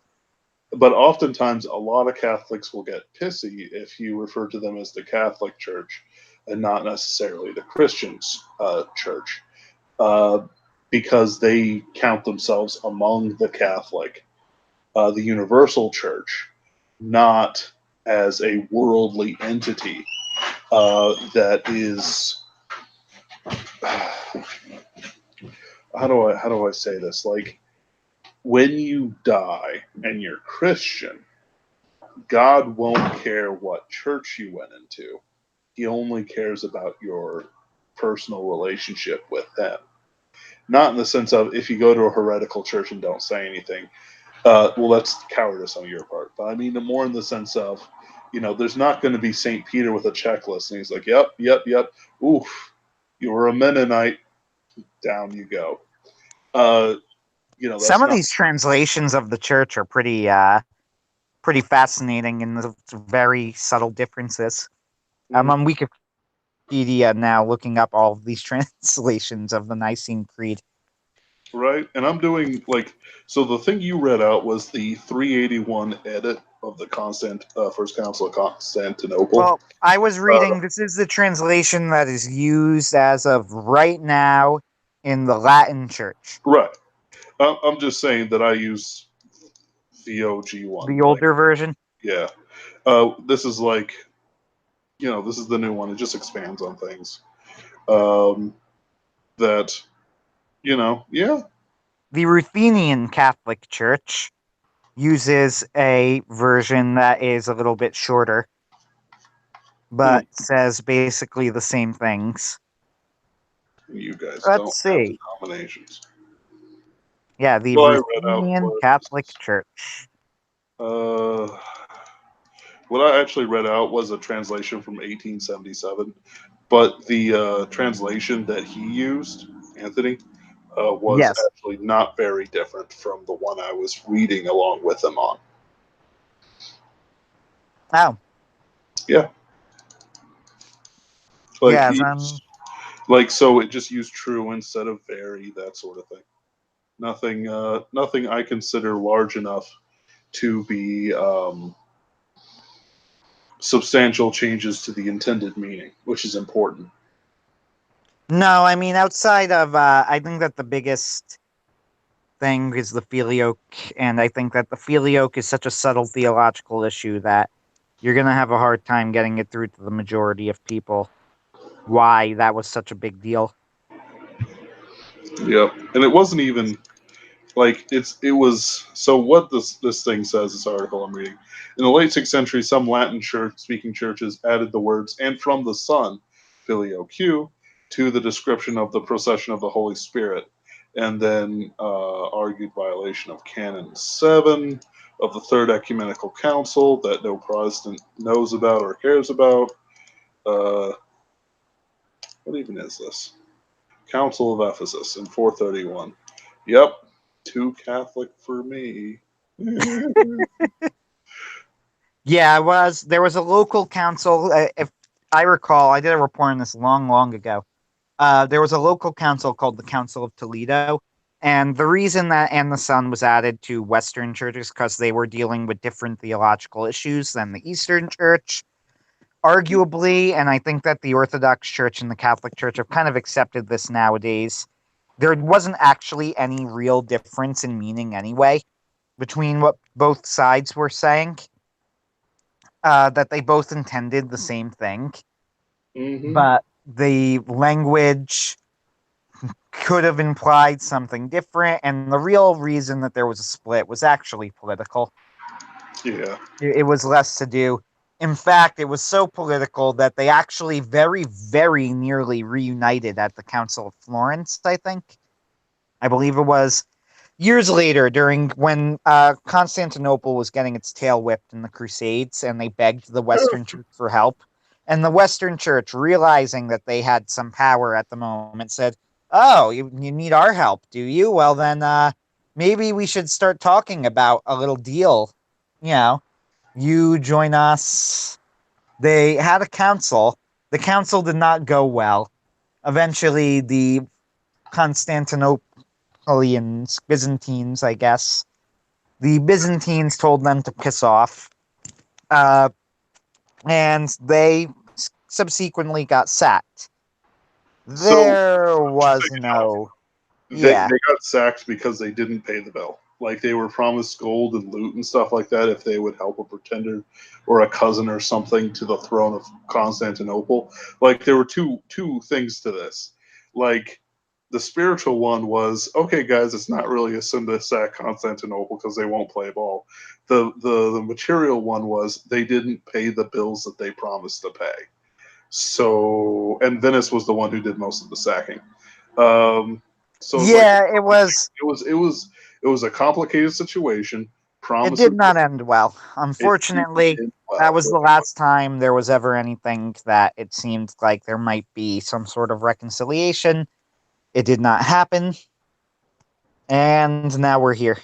Yep, and it's one of those things like it's unfortunate. I don't really view a lot of people being educated on like the differences between Catholic and Protestant these days in a way that's any sort of useful. Because it's a very complicated question. I'm not a Protestant because I hate the church or I hate Mary or anything like that. I don't hate Mary. No Protestant hates Mary. We just don't think she's as big a deal as the Catholics do. And they might say, well, you hate Mary because you don't think Mary's as big a deal as the Catholics do. Fine, believe that, but that's not true and it doesn't change it. The good way to describe it is that your best friend's mother is Mary. You respect your best friend's mother. You want to get chicken tendies from your best friend's mother, etc., etc., etc. You do not try to insult her. You don't seduce her. You don't do any number of nonsensical things I could think up of. You treat her with respect. She's not your mother, though some may disagree on that. I'm not willing to fight it. For some reason, there's a part. No, some things started glowing in my room. I'm gonna have to look at that before I go to bed. But uh, it's not dangerous. It's just weird. Uh, and I'm hoping it's because of all the jangles I have on there. So That's it's the like title of my autobiography. It's not dangerous, it's just weird. right, and so it's like I'm Protestant because I have issues with papal authority, and because I find a lot of Mariology to be heretical. It flies in the face of a lot of very basic readings of the scripture that for some reason have been argued away for reasons I don't understand. Um, so, like things like how the fact that she was sinless as well as perpetually virgin. I am not willing to fight whether or not she was a virgin for the rest of her days. I just won't fight it. She could have been, she could not have been. But James calls himself the brother of Christ. So, one of those, I'm hoping, I'm told that there's a different word for it than explicitly brother, but I'm like, is there a definition too? Is this slang? Is James being clever? Because technically he wouldn't be the brother of Christ through his father. Like it's one of those things where there's a lot of unanswered questions for me. And I know that a lot of the Mariology stuff didn't come in until like 200 years ago. I know her sinless nature wasn't made canon until 1871. That seems right. It's 1870s, which I consider absolutely ridiculous. For the simple reason that if she can be made arbitrarily sinless, Jesus can be made arbitrarily sinless. Uh, if there has to be a line of sinless women leading up to Mary, that means that Bathsheba was sinless for some reason, and we both know that's not true. Um, it's I can't talk about it now. I am eating up my sleep time as we speak, but it's a huge nest of things that I am literally willing to fight anyone on.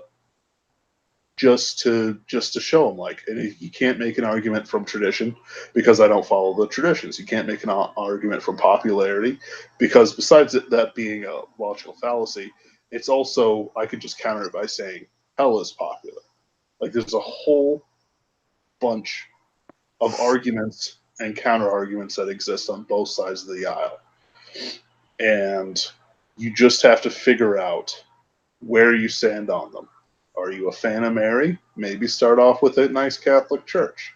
Do you just not care? Maybe start off with a nice Protestant church.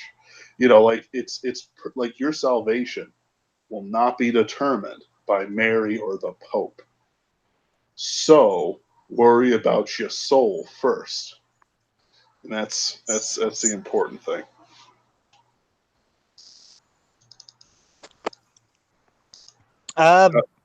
I suppose should I give my I don't know. Yeah. I don't know how to respond exactly. Well, I don't really have a response exactly except to say that no, I never. For what it's worth, when I heard of the exchange, I did not actually listen to the what Ben was referring to. The reason I did it was was no real reason for me to listen to the original exchange because I didn't find it particularly interesting. It's not a topic that I am. That is something that is deep in my. I don't know. That is deeply critical in my thinking right now. However, when I heard it, I said, "Look, the best that I could tell you is I would not call Mariology something that could be established entirely through the Bible. I do think that you would need sacred tradition in order to establish it, and you would need to go through a lot of extra biblical steps." And Lewis in our comments here says quite correctly that the importance of Mary is because of Christ. She is right about that. Mm-hmm. So when I see people who disagree on Mary, I still steadfastly hold to the idea that this is fundamentally an idea of authority and what teachings we should be accepting as important and unimportant, and what teachings we should be accepting as true and false, and that sort of thing. I think it's really further than specifically Mariology for the very simple reason that even if I could somehow convince you that, and to be fair, I think that you would at least be open to the idea of if I could somehow convince you that all of Mariology was not at all heretical and could in fact be understood in an entirely orthodox way, you would still feel no reason to believe it. Nope. But I think that's a fair thing to say because we have a very different idea of where the fundamental idea of where we should be getting authority from and teaching from. It's a whole I think that this is why I've always been convinced of this the more that I've learned. It's a whole more fundamental issue. Oh yeah, like to me, if it cannot be justified in the scripture, it should not be believed, and might even be detrimental to the belief of others. Like that's why I don't have a problem with the Eucharist. I can see where you take it out from, like where it goes, where it comes. I'm not worried about that. I'm worried when people say things like God can make people arbitrarily sinless. He only did it once. And like my I brain wouldn't just say kind that of he only messes did. up. I wouldn't say he necessarily only did it once, though, either. But that's a whole. Now you're getting into small T traditions and lots of theoretical stuff. None of this actual teaching, Right. but that's a Well, whole. it's You're but getting it's into a pretty fascinating, into some fascinating discussions there. But right. again, And it's I'm not all and it's like it's different. this is one of those things where both of us would have to come out with Bibles and tradition. You'd have to show me sources, and we'd have to argue it out because like I'm willing to be wrong. I'm willing to be fundamentally wrong about everything I believe in. But the thing is, I will fight like a mongoose to defend it.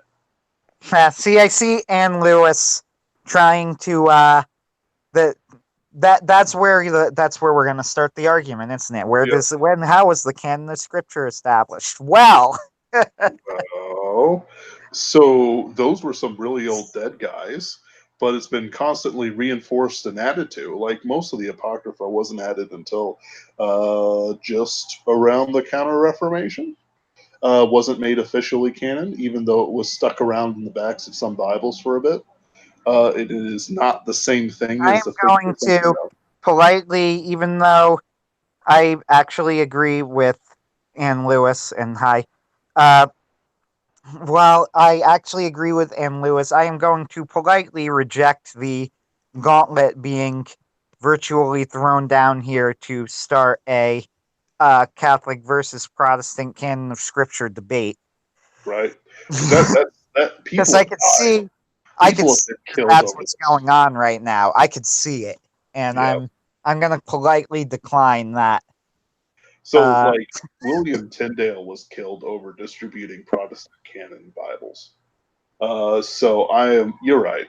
And the thing is that, like, this isn't so much a problem I've ever seen Protestants do, but I also fight more with Catholics than I do Protestants, though I have fought with Protestants, mostly high church types or heretics.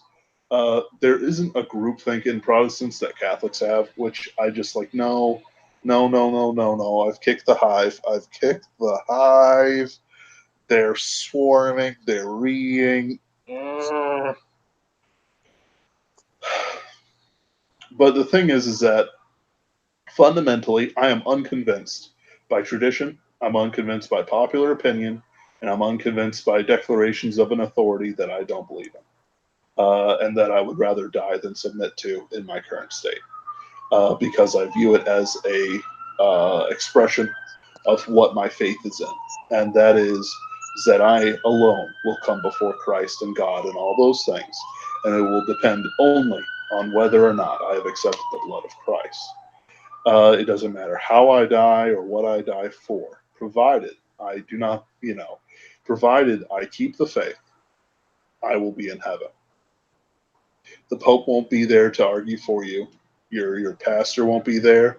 Your Southern Baptist Convention members won't be there. Ravi Zacharias won't show up in spirit form to, in a chariot of fire to defend you. Ultimately, you alone will be there. And it's going to be terrifying. All your evil deeds will be revealed to everyone. The things that you've done, you'll be told whether or not you've been a good and faithful servant. You'll receive your reward, and of course, give it back later.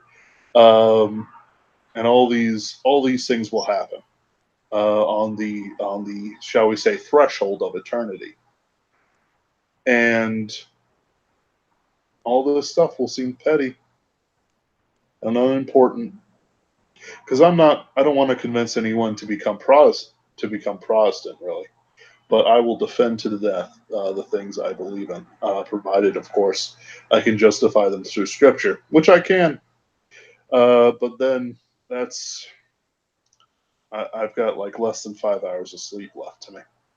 So I am going to cut this off here. Anthony, give me your final word. My final word on the topic. We were asked by Woolly Ram if we could talk about this one day, and I am responding in the comments here. Hey, as interesting as I find this topic and as important as the topic admittedly is, uh, I am not a scholar. Like everybody else, the reason I am a Catholic largely has to do with the starting assumptions that I was born under.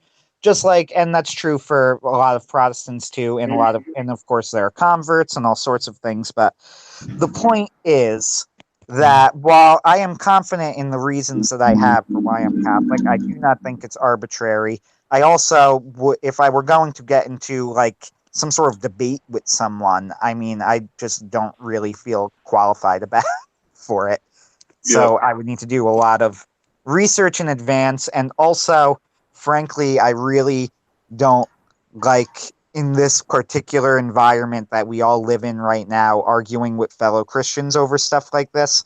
While I do think it's all very, very important, I also, as I said to you earlier, understand well enough that with the spiritual state that the current Catholic Church is in, if somebody told me that they weren't going to become a Catholic for that reason, I would have to hang my head in shame and tell them that I understood. So I'm not sure if a full blown Catholic versus Protestant, I am going to tell you why, my side is correct thing is appropriate for the current circumstance. I'd rather just go and meme on atheists. Yep. And it's like for a lot of things, like if you can't be sure of your faith, if you can't be sure of why and how, you believe the things that you do and you're absolutely confident in them, then you don't really believe in them. You merely are like the idea of them. It's you just got to do it. Like, sure, I was born a Protestant. However, I came to the knowledge that I needed to stay a Protestant. Otherwise, I'd probably fall into become Orthodox meme that's been rolling around, or just be an atheist, or probably not an atheist because I've literally seen miracles, but just fall away from the church, which hasn't happened. Yes, Dad. So anyway, I'm gonna cut us off. Anthony, it's always a pleasure to have you on, and I hope to see more of you in the future as things assuredly go well for you eventually. Talk to you later, Ben.